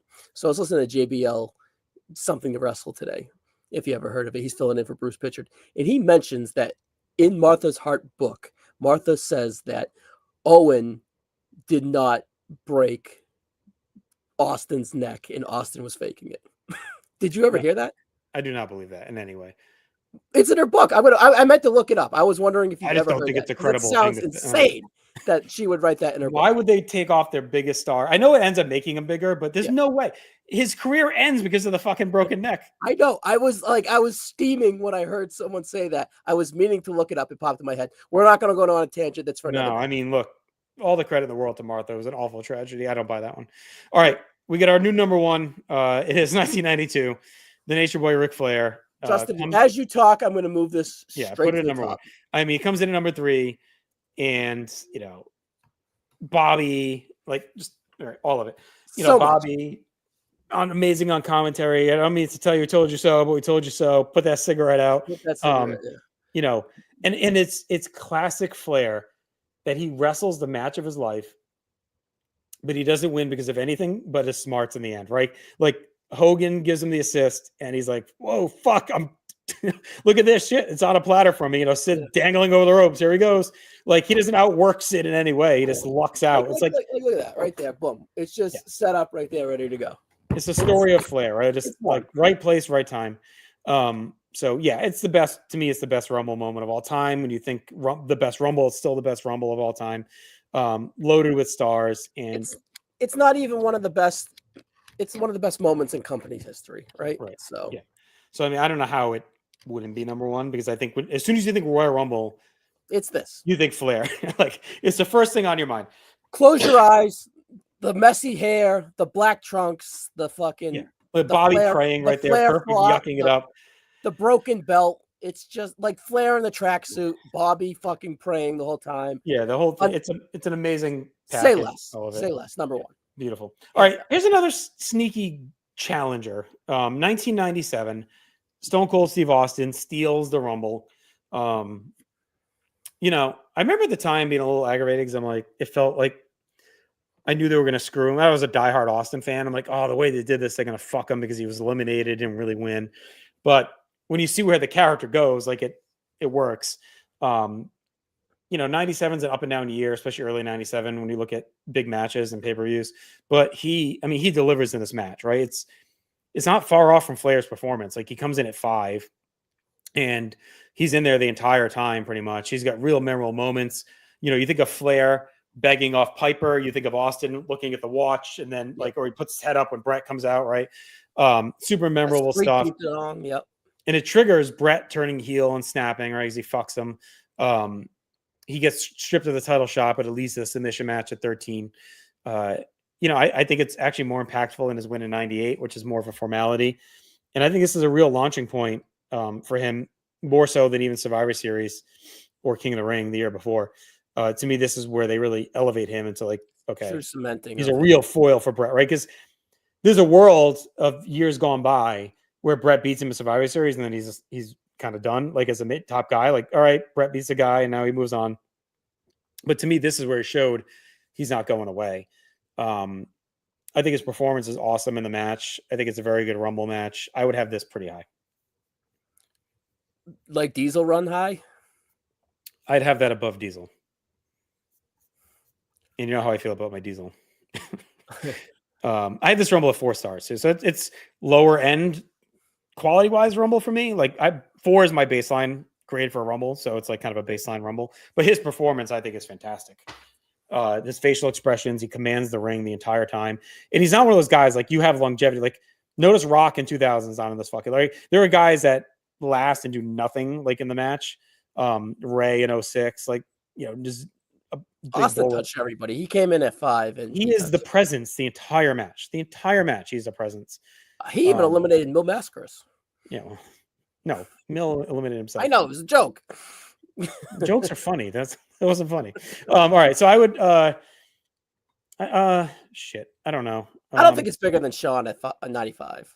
No, but it's up there. I think it's above Edge for me. I just think it means more. Like, I'll let you debate Sammy versus this, but to me, it's above that. There when we get there. But yeah, it's good in that spot right now. All right, so we got what are we down to? 3? Final 3 here? No, final 2. No, we got 3 more. 3 more to go. Oh, fully I quit. Excuse me. Yep. Yeah. Okay. Well, let's do it since you said it. Fully I quit. So this is from 1999. I've always been torn on this one, right? So Rock, Mankind, I quit. I find it real hard to watch. And then once Beyond the Mat came out, this match goes to like a different level of uncomfortableness to rewatch. It's really the daughter part, right? And just seeing how fucked up he was after too. Like, yeah. And the liberty, like did the Rock take liberties by kind of really just laying it in there? I just think it's one of the saddest things I've seen is when Foley's in the chair after getting stitched with Vince, and he's like trying to rationalize this. He's like, yeah, I think it really worked. And it's like, no, like, he almost killed you for no reason. Like, they could have done 2 chair shots with him in the cuffs and been equally as effective. Like, it didn't need 10 or 11 chair shots unprotected to the skull. I don't know if I believe that Rock took liberties or that Foley told him to do it and just lied to his wife, which I think is equally as possible. That he lied just to cover his ass. But in 1999, is this a shaved chair? And does that shave any of your like grossness of it all? You think it's like a gimmick chair? Yeah, is it shaved? Like, Fuck do no. they? Definitely not. That's what I'm saying. Like, That this is a man real can't- ECW arena chair. Our buddy Dominic Johnson says, "Hey, top 2 from the Golden Era so far." Hell yeah, it's my man. Yeah, I have a hard time rewatching it. It's memorable, but I think what hurts it is it's part of like 6 matches with them, and I don't think it's the most memorable of them. Like Deadly Games and Worcester, I'd have above them. You Deadly could Games, argue, Worcester, halftime heat, the Raw after halftime heat. yeah, Like, like there's a lot of like memorable stuff in there. this is the most violent. And the match kind of like low key sucks. Like that ending is like memorable, but let me see what I had. Do you have? I don't have a rating on this match. 3 stars. I mean, Aaron and I did all those when we did the no holds bar Yeah. title changes. Like, here's what I have all their matches at: 2, 3.5, 3, 3.5, 3.5. Like their feud isn't like killer in the ring. Yeah, but it's the Attitude Era. What is? It doesn't matter. Yeah, no, right. We covered this. It doesn't matter. I don't know. I don't like it. So I get that it has to be on here because it's memorable. I don't think it's a super important, and Foley almost caused it, not almost, it caused him irreparable brain damage. Like no doubt in my mind, it shortened his life one way or another. And it wasn't necessary. I hate shit that's not necessary to get over. Like, to me, 2 chair shots in the cuffs. 1, like we saw nasty chair shots on a Raw in '97, like where Shamrock eats a chair from The Rock, Foley eats one from Bull. This is like the tipping point, the boiling point of like a hat on a hat trying to outdo yourself, right? Like, just give me 2 would have been more than enough. Like, he's cuffed in the ring. Don't even have to go in the aisle. Cuffed in the ring. Boom, 1 across the face, 1 across the back of the head. Put the mic, play the tape, and we're out. Like, it's just it's cringeworthy, and I just Foley just always feels like, and this is why I don't think it was Rock taking liberties. I think Foley always thought he had to go to these lengths, and was just covered his ass. Like, look at him compared to all the other guys. Like, I have to do this shit to get over, right? Yeah. Well, you didn't on this case. He was over already. So I would like, I'd rather watch the 2000 match all day over this. So I'd have it below that. I have below it. that. It's. I think Like, I'd only have it. like this compared to Piper. I think this is a bigger match. No, Piper's moment. a better. Dude, you are so overrating this Piper thing. It's a fucking boring match. It's just not like 4 minutes. It's not boring. It's a good pop. Like, You're boring. ugh. I would have this. But we're killing the Diesel. We're killing the Undertaker pop. I would only have this above the Vince quads. But that, I just hate it. I just don't like the moment. I just think it's just tough to watch to me. It's just. I think it's more memorable though. I think it's very memorable. Yeah. I understand you hating it, and it's a tough watch because it's kind of boring. It's not a good match, and I think the moment itself is kind of a turnoff. Like, it didn't But make me.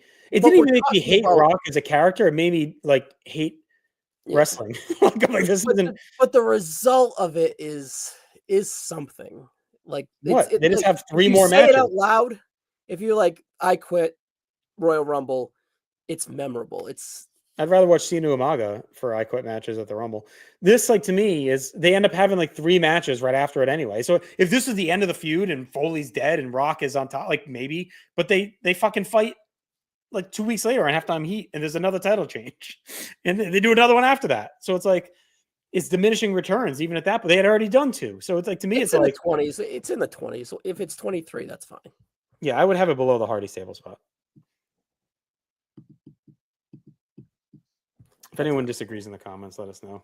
Again, I know the title. Look, it's not just on this. Like, it's just hard to explain. It's like the title of it all is bigger than the results. But like, Extreme Three-Way Dance, right? For ECW, we just did Awesome Tanaka in November to Remember. It's a match like Souza and Jenny and others like love. Like, it's like, but I watched it and I'm like, I just don't have a high tolerance, like all the unprotected chair shot stuff. Like, I just know where it goes. And it's like,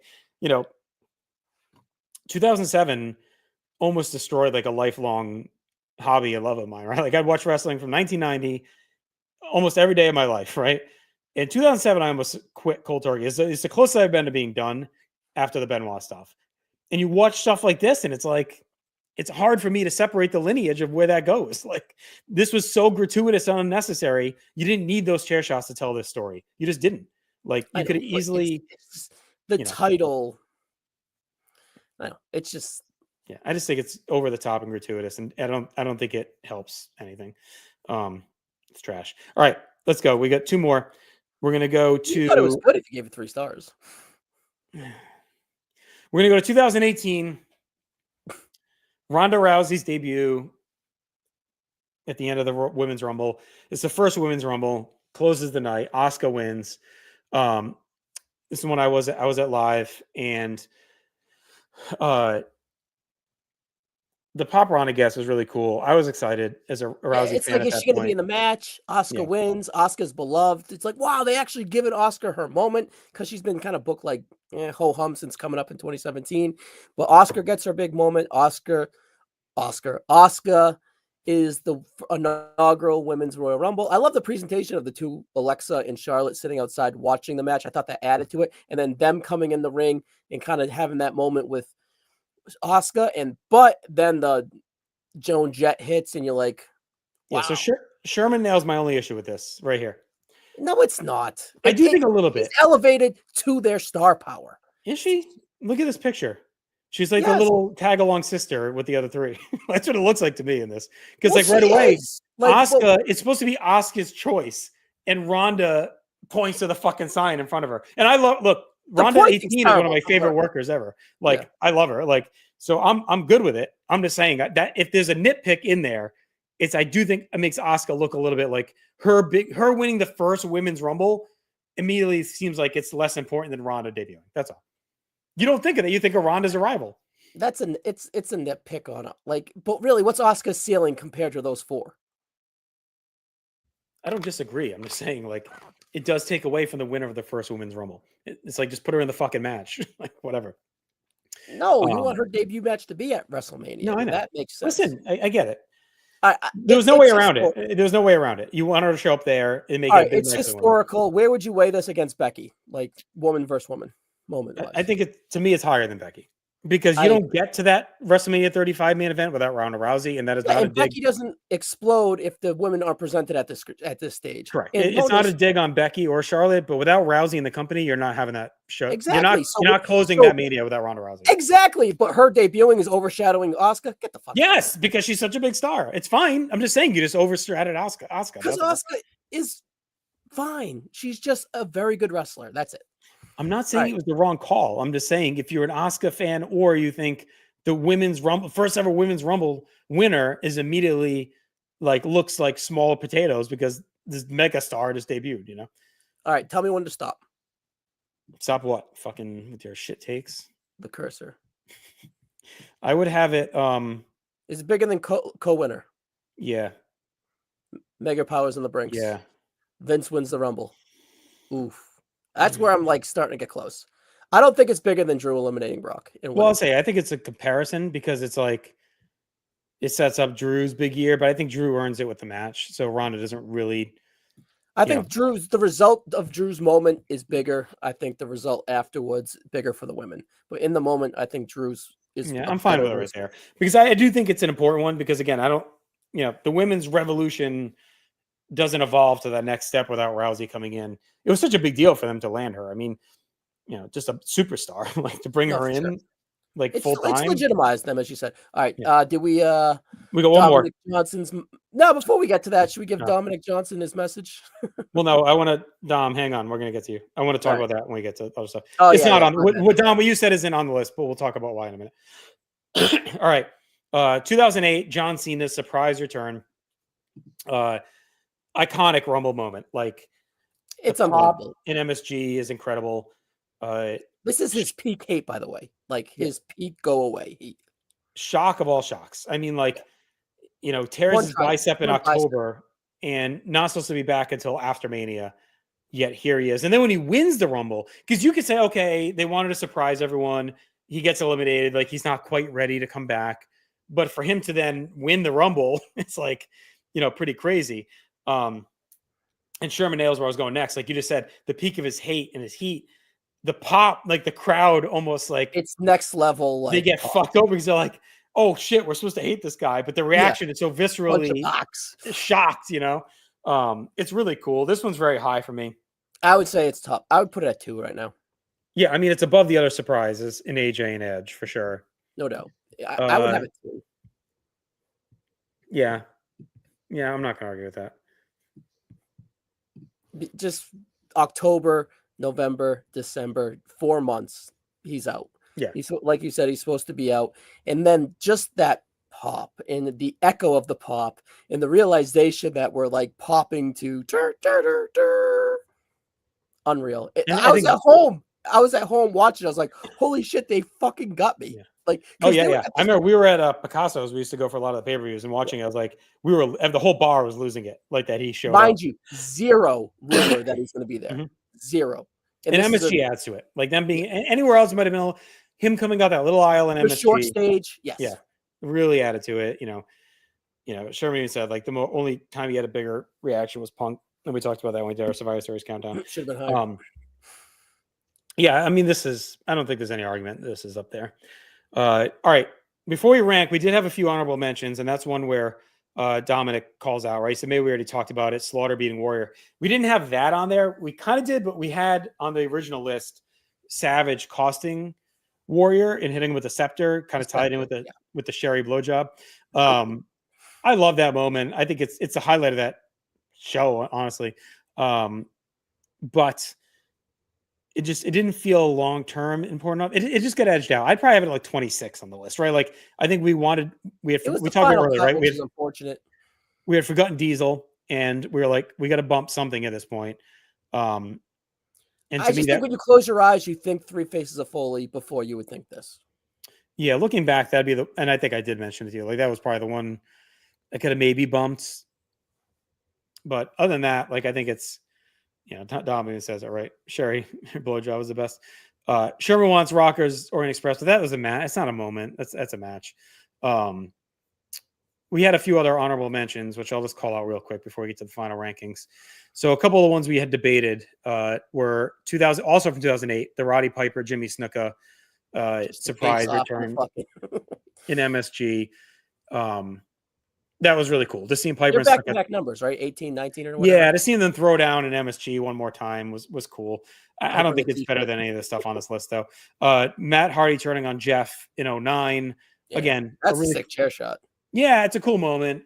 And the feud is better at that time than their previous feud. But again, long term, it was kind of whatever. But again, I think these are like top 30 moments. Yeah. It's the Savage one we just talked about. Jake and Andre in 89. Yep. It was a cool one with the snake, and Andre getting eliminated. It's going to dig a little deep to get that one, right? Yeah, but it is a cool one.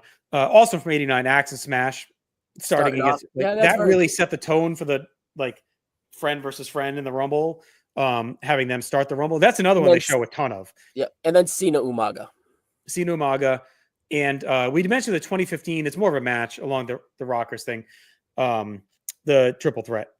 Brock, Seth, and same sentiment as Cena Umaga. It's just a fantastic, excellent match. Oh yeah, if you were gonna have the moment from that, it would be Cena choking him out with the rope. Yeah. And we did mention doing a worst, and Sherman says right, the 2015. I would say if you do a worst, that Rumble's on there, and 14's right after it. The Rock pointing at Roman, and it's just ugh. That facing it, not a good idea. And then 10 years later, the main eventing Mania. So that. Those are the main honorable mentions, I think we had. I'm sure there's other stuff we're forgetting. You could even say, we mentioned, 08, Taker and Shawn start the match. And then we referenced it earlier as well. 2010, Batista eliminating Shawn. He's hanging on by the rope. Edge returning that night. Yep. And then we don't usually put Benoit shit on there, but the end of 04 with him pulling Big Show over the rope is pretty cool. Him with his bloody nose with the two arms up. Yeah. So that's one that's, for a long time, the 04 Rumble was rated pretty highly. So, and there's others that we just probably whiffing on right now, but those are some of the honorable mentions that really jump out to us, on the list. I think Axe and Smash is one that could have maybe snuck in here. We didn't really vet that one enough, I don't think, but to me, I think it's more memorable than the Foley, because again, they show that Axe and Smash, they show that endlessly. Yeah, but they show this Foley thing endlessly. Not as much as Axe and Smash. More than action smash, for sure. No, every video is always like friend versus friend. It's the first time the tag team. Well, you never know who's going to show up or show up 3 times. Nah. All right. Yeah. And then 01, the Kane run in Yeah. 01 and Drew Carey in 01 is a great celebrity surprise. He was really funny. So that's up there. All right. With his jumpsuit jumping out.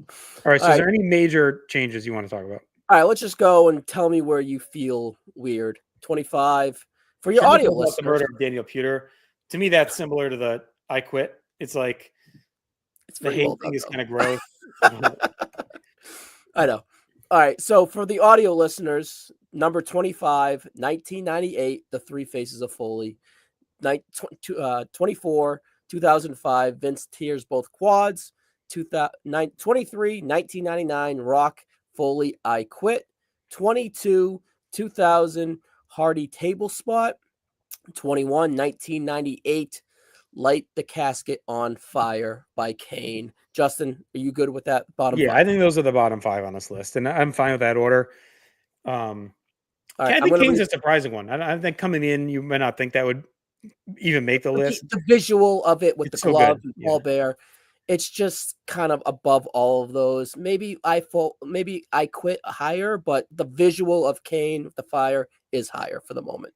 Sherman throws out Jericho Michaels in 03, which was a cool moment too. Yeah, sure. All right. The next 5, Justin, and then at the end of this 5, let me know if you want to switch anything or attempt to anyways. 20, 2007, Undertaker, Shawn, Final 2. Number 19, 1992, Piper wins the title with a massive pop. 18, 1994, Owen kicks out Bret's leg. 17, 2019, Ronda Rousey replaces Lana and goes on to win the Royal Rumble match. And then number 16, 2022, the Lightning Rod Maven eliminates The Undertaker. So, any of those above Triple H and Cactus Jack first?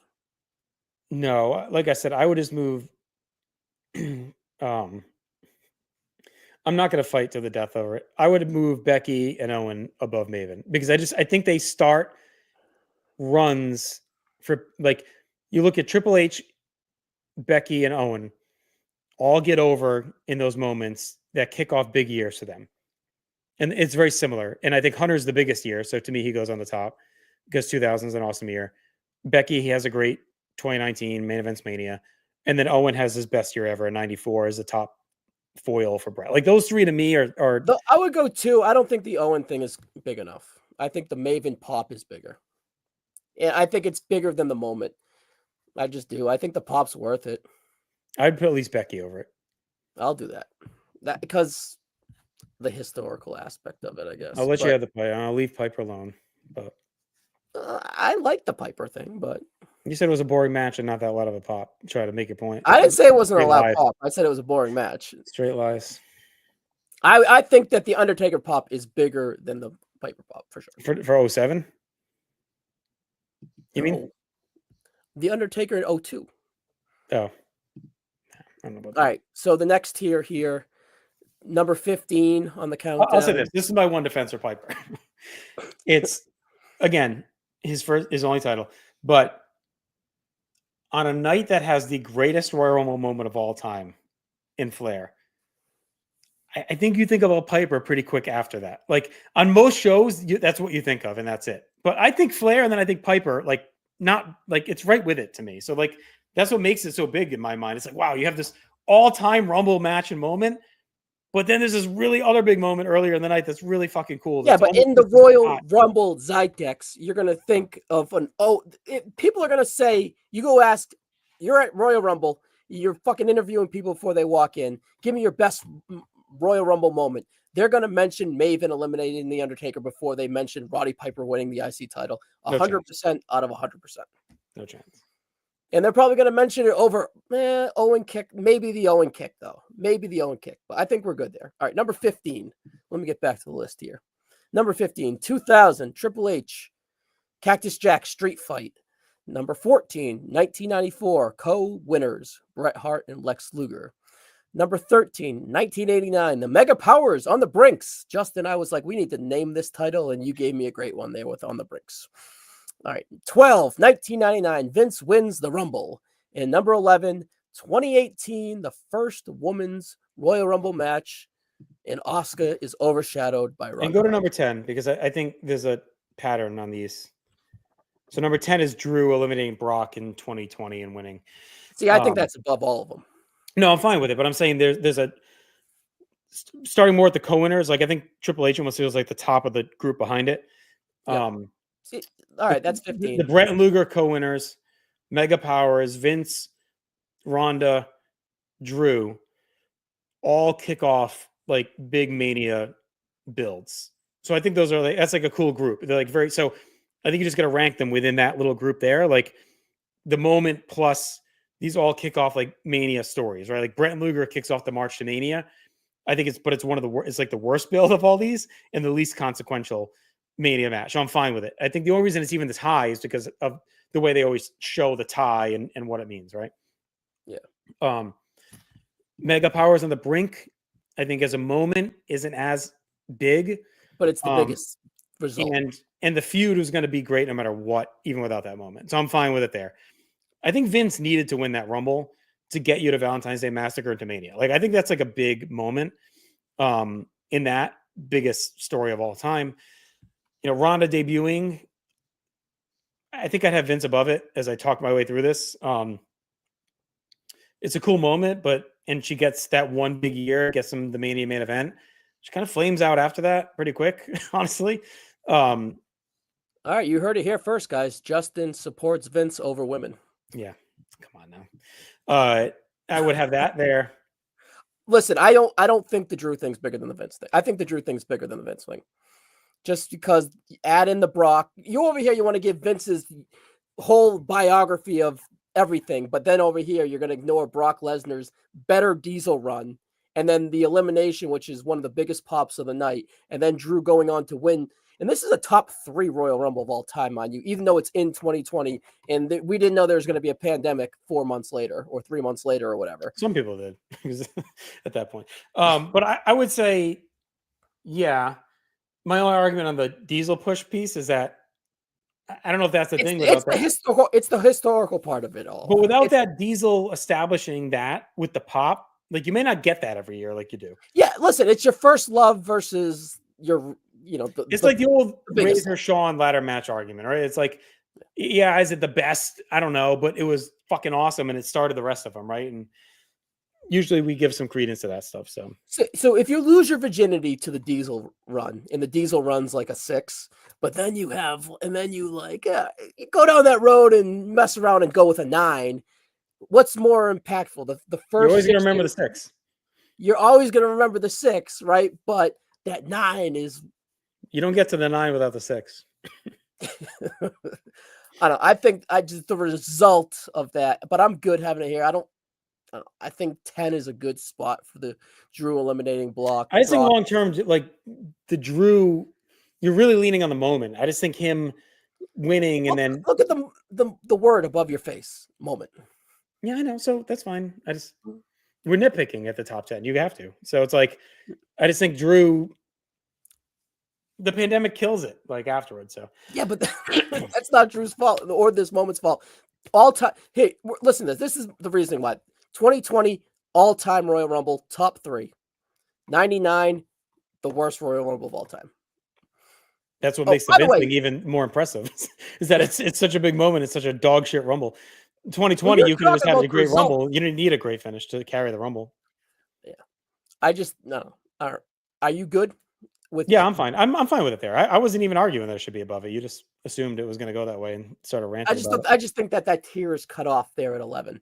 All right. So I only lumped in Drew because again, those 5 felt like they were the Mania kickoff section. That's all. All right. So the potential top 5 to the potential top 10 to 6. Drew eliminates Brock and wins the Rumble. 2020, 2016 AJ Styles WWE debut. Number 8, 1994, the Diesel Royal Rumble run. Number 7, 2020, Edge returns after 9 years. Number 6, 1997, Austin steals the win. Yeah, I think Austin deserves to be at the top. See, I think Austin should be 10, but no, I just it's a what, a 55-minute moment. no. I The mean, you can moment say the is moment is him thrown winning, out, he sneaks back him in. coming in, sneaking in, and throwing everyone out. Like that's the moment. Like it's a perfect encapsulation of Austin DCA. Like that's him right there. Like that sets his character in motion. Like I'll do whatever the fuck I want, and no one's gonna stop me. You know, like I'm obsessed with the world title, and that's what I'm gonna do. Like AJ, it's a great moment. Again, I think it could have taken place anywhere and been just as hot. You know, if it's in Orlando, But it's more memorable because it's at the Rumble. I know, but it's a top 9. Like we're not shitting on it. I'm ready to put. You want to put AJ 10? Yeah, I'm fine with that. I'm fine if you want to move it below Vince too. No, I think you remember. I think this more. No, you don't remember AJ's debut over fucking Vince winning the '99 Rumble. Wrestling happened after 1999, Justin. It's all right. It just because it's to less people, to much less people. I will say that because it's 2-0. You're doing your fucking man on the street gimmick that you keep bringing up. Like you remember, no one's remembering AJ. You remember Vince for sure. No, I think it's the other way. I think people will remember AJ. Millions more saw Vince. Millions more. All right. Diesel run. Where are we at here? I know it's the staple. You don't want to know where I'm at. You're not gonna it's the staple of the name, but it's really like not that good. It's good. It's memorable. It sets the tone, but he's thrown out a bunch of Jay Brones. That ovation saves wrestling, and you can't convince me otherwise. It leads to his push. Are you going to remember this ovations when we get to Edge and when we get to Edge? Edge could have now showed back up in 2020, and nothing would have changed in wrestling. Oh my god, Cope. Nothing would have changed if Cope didn't come back. It's a great moment, but like, has what would have if Edge doesn't come back? What is different? Judgment Day, I guess. Like, is that it? Well, Judgment Day's one, but I don't think that he is a negative whatsoever, and you can't deny that. I didn't say he's a negative. I said what changes. Yeah, but that argument's so fucking stupid. You go to that when you need to, and then when you want to pop, you're like, oh, the Piper pop. It's like, pick a lane, brother. Well, I think you can look at where they're ranked. That's my lane. The Piper pop, I'm debating, but it's at 18. Diesel is at 8 because I believe that the importance of the Diesel push is a key element to the Royal Rumble, and you cannot not convince me that he was never going to be as big a star without that night. And he is one of the men that saves pro wrestling in the mid-90s with the NWO. I don't know if he gets there without that night. Honestly, looking at it, I don't think we change it. I think as we look at it is right. The only thing I'd have it above is Edge. I'd have it below Austin. What? I'd have Diesel above Edge, but I'll leave it because I don't feel like hearing you cry. Well, that's the man on the street thing here. I think it would be 50-50 Diesel versus Edge. Modern people would say Edge, old school people would say Diesel, and that's where we're at. Yeah, I just think, again, when you think of Royal Rumble returns, Edge is the example. When you think of we have it with Cena we have it way higher. The modern example, so to speak, right? No. When you think of this, when you think of returns at Cena, when you think of epic Rumble runs, you think the Diesel push. Like, I know Brock and Kane may do it better later, but you think the Diesel push is what you think. That's what it's called. It's called the Diesel push. It's called the Dusty finish. Like, but Edge synonymous. Is better than like the Edge. They're Edge is on the same wavelength as Cena. Look, Cope could have never came back, and wrestling would have been exactly the same. Would have been it's exactly the same. I like Edge. I like Edge. I'm an Edge guy. I'm an Edge head. But see, you're a bigger Edge head than me, probably. But I think the moment is just undeniable, man. It's just... Look, I'm talking about having an 8th all time instead of 7th. I'm not saying drop it from the fucking list. I mean, I have it high. I'm saying it's the 8th best Rumble moment ever. I'll give you. We get 2 2020 moments inside the top 9. What more do you want from me? And we got a 2023 still to come. I'll give you. That's why I'm giving you the Diesel push. I gave you it.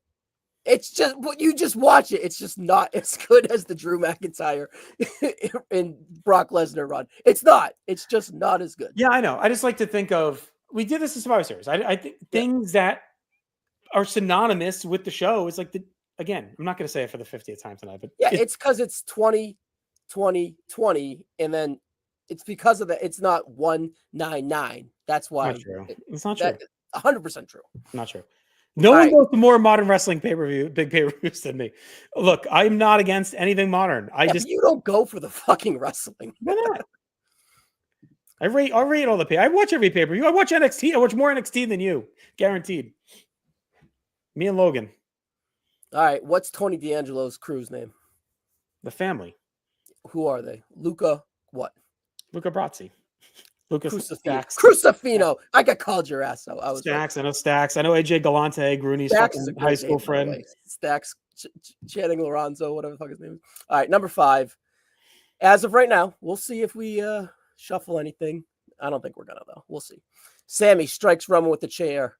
2023. You're gonna be fighting that one, right? Number 5. Number 4, 1995. 1 foot hits the floor. Shawn Michaels wins the Royal Rumble. Number 3, 1990, Hogan in the Warrior Showdown. Number 2, 2008, Cena returns and wins the Rumble. And then number 1, 1992, Ric Flair. Yeah, Flair's locked in, and I think Sammy's locked in, and I think Cena's locked in. I think you're right. I would make a case for Shawn over Hogan and Warrior. Well, that I was going to say that's the only lingering question here. So Hogan Warrior.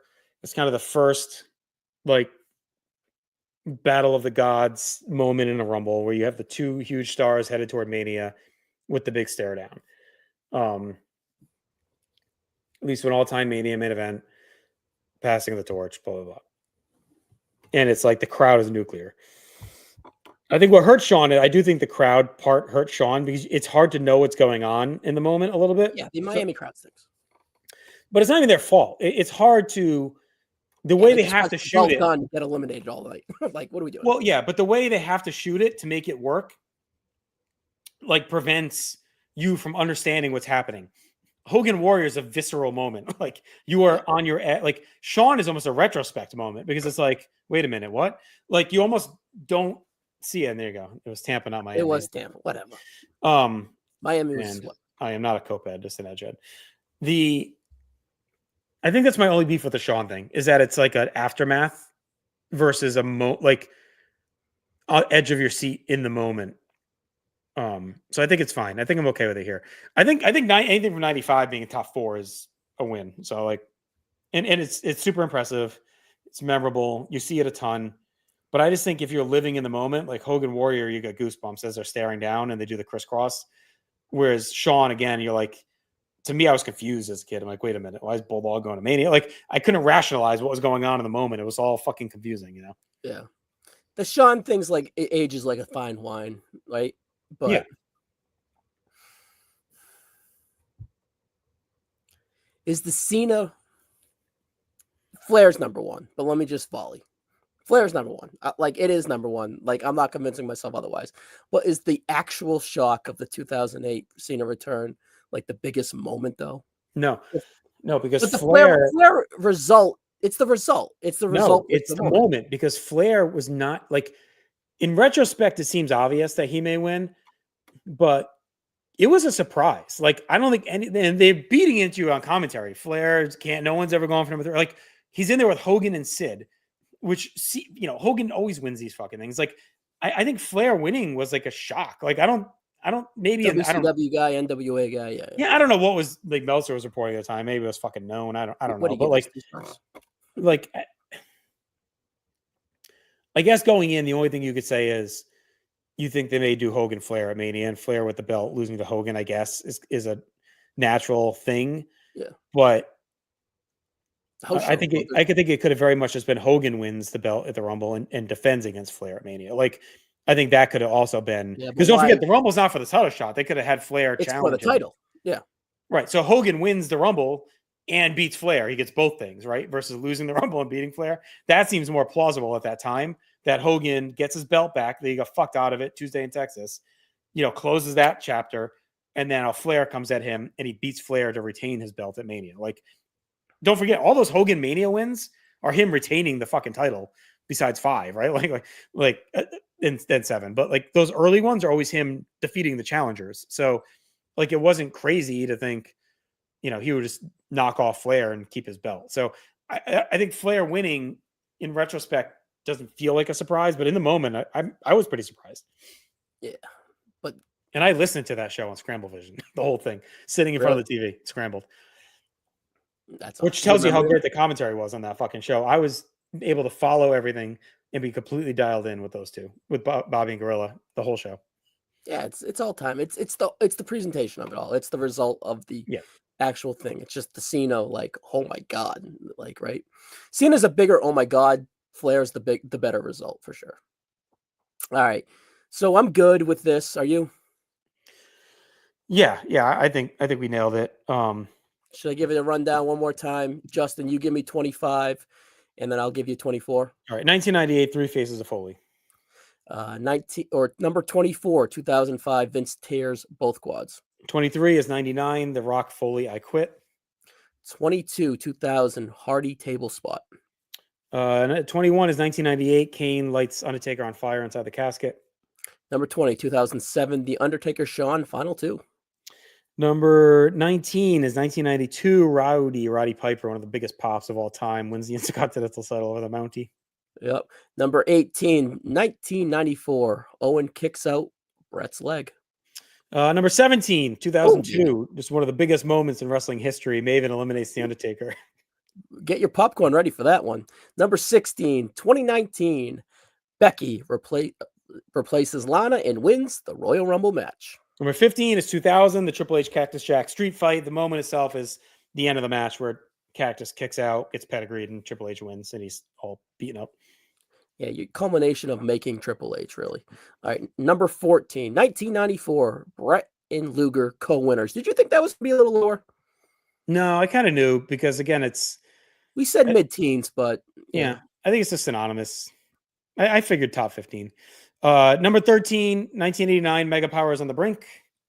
Number 12, 2018. 2018, first Women's Royal Rumble, Ronda Rousey debut. Number 11, 1999, Vince McMahon wins the Royal Rumble. Number 10, 2016, AJ Styles WWE debut. Number 9, 2020, Drew McIntyre eliminates Brock Lesnar and wins the Rumble. Number 8, 2020, Edge returns after 9 years. Number 7, 1994, the Diesel Push. Iconic. Number 6, 1997, Austin steals the Royal Rumble win. Number 5, Sami Zayn knocks down Roman Reigns with a chair, triggers his feud with the Bloodline from 2023. Number 4, 1997, one foot hits the floor. Shawn Michaels wins the Royal Rumble. 95, you mean. Number 3 is from 1990, the Hogan Warrior Ultimate Challenge Showdown. Number 2, John Cena returns and wins the Royal Rumble 2008. And our greatest Royal Rumble moment of all time, Ric Flair wins the 1992 Royal Rumble. Real quick, Dominic Johnson says, what are your favorite Rumbles, including matches leading up to the Rumble? That's a whole nother podcast, but give me quick, what are your top 3, Ryan, just off the top of your head? Whole shows, full Rumble shows. Full Rumble shows is harder, but Rumble matches, 2020, 92, 2018. Yeah, I mean, I think those are conventionally the best 3. Not in order, but just off the top of my head. I'd say 92 is probably still my favorite Royal Rumble show. 94 obviously holds a special spot in my heart, so I'd have that up there. And I like 2018 a lot. I think the whole show is really good. I love both Rumble matches. You get the Ronda moment. I like 2000 as a Royal Rumble. It does like as a show. As a show is really good. I don't know. 01 is awesome too. With the Rumble match is great, and the undercard is fun. Yeah, weird we didn't have anything from that year. Yeah, I think I don't know. It's more of just a great show with not as many. I mean, there's stuff in there that you could have put on, like we said. The 2017 is a good one. Great Rumble, Cena Umaga, right? Yeah, Drew Carey in 01 is probably the moment. I mean, we don't always include Benoit, but him and Jericho in the latter match is great. Another one we forgot for the honorable mentions. I might have tried to push for this over Three Faces of Foley. Another one from 2000, Taz debuts and takes out Angle. Yeah, that's great. I'd probably have that over the Foley. Yeah, it's just stuff. But the result of Taz afterwards, right? But that's his peak, right? It's a great moment. Orange, the theme, unreal. Yeah, and him choking out Angle, who had been undefeated to that point. All right. Well, look, we can go all day on Rumbles. Thank you for everyone who commented and watched along live with us. After the Rumble, guys. Yeah, stick with us tonight after the Rumble. If you listen to this on again, any podcast apps or rewatching it, Saturday night, we will be doing a post show post Royal Rumble. And then we're going to be right into Mania season right off of that. We got some other stuff kicking off too that'll be carrying us through the year. So just stay with us here at No Cell Connection. Spread the word. Get us some likes, some loves. Keep commenting. We'll be doing more of this live stuff too here in 2025. So we appreciate everyone who checked out and hung out with us tonight. Everyone take care. Enjoy the Rumble, and we'll talk to you after the show.